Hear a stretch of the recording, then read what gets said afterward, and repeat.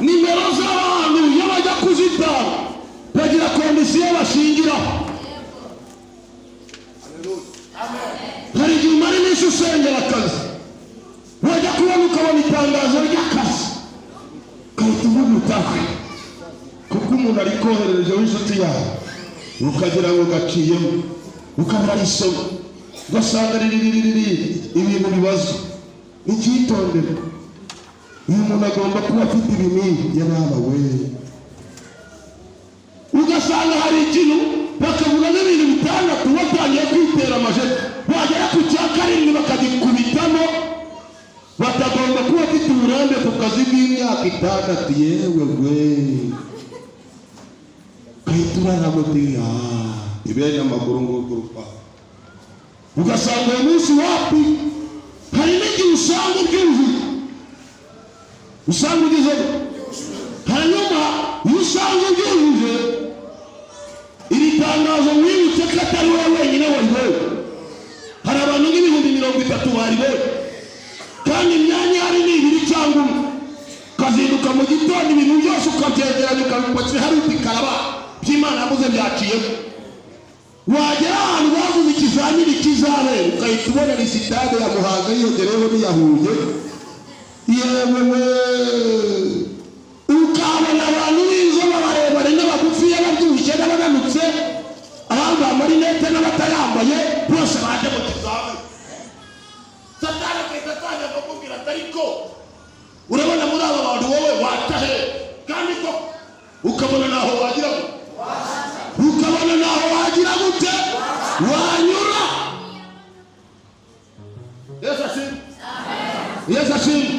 Nubwo wari ufite iyo nimero ya diporome wari uyifite, ariko wageze usanga hari abantu benshi.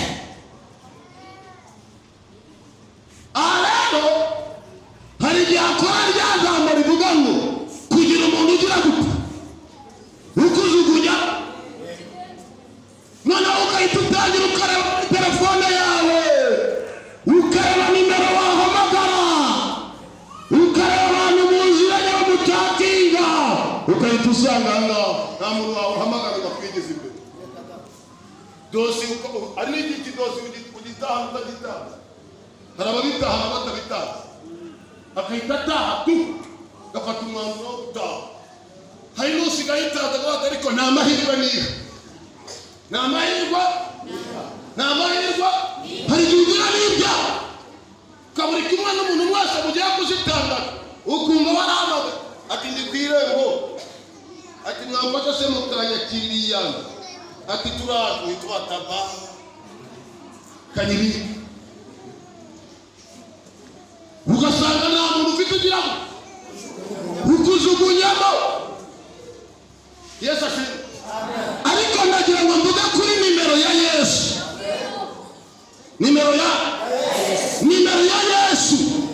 Iyo yakurebye, haleluya, ukajya kubona ukabona arayiguha. Hari Yesu atanga nimero ntacyo aguciye. Yesu atanga nimero ntacyo agize gute.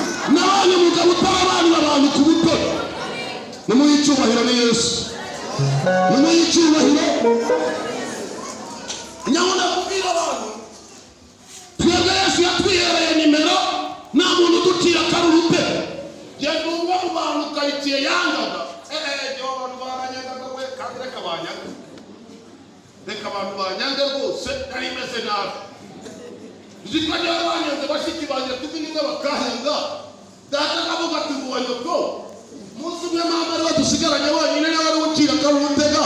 Musu umwe nawe aranyitegereza, baba bashingije ngo nateye umwaka ibitoki byo kwangagira ibwami n'ibyo kwa Sedama kwa Mariya n'ibijumba mama ari yashoye ubutarara mureya. Mama yashoye ibijumba mureya nawe nakozeho, katana bijyana muri yawe barabyanga, bijyana kuri gurupe barabyanga, bijyana mu marcyazo barabyanga, abimanukana mu Rwabayanga barabyanga, bijyana ku Mukoni barabyanga, bijyana mu Irango barabyanga, abijyana ku Gateme barabyanga, arabicyura. Avuga ati yabawe ntibenda kubyara nabi we. Tuba turahuye rero, aranyitegereza akibyikoreye 11:00, agiye kwinjira mu rugo ngo abyinjizemo ati mbega umuntu nabyaye we n'abamvuyeho ravuga turi umuteramwaku rubanda rwose rukubona abarambo babagize bantu bose babarambo ariko ndashimira Yesu wambengutse ariko mwangurije amazina yihera umugabo wambengutse iya nibutse umugabo wambengutse iya nibutse umugabo wambengutse mfashwa abandi batarafashwa uretse mwongera mwungurije amashyi nyamuhe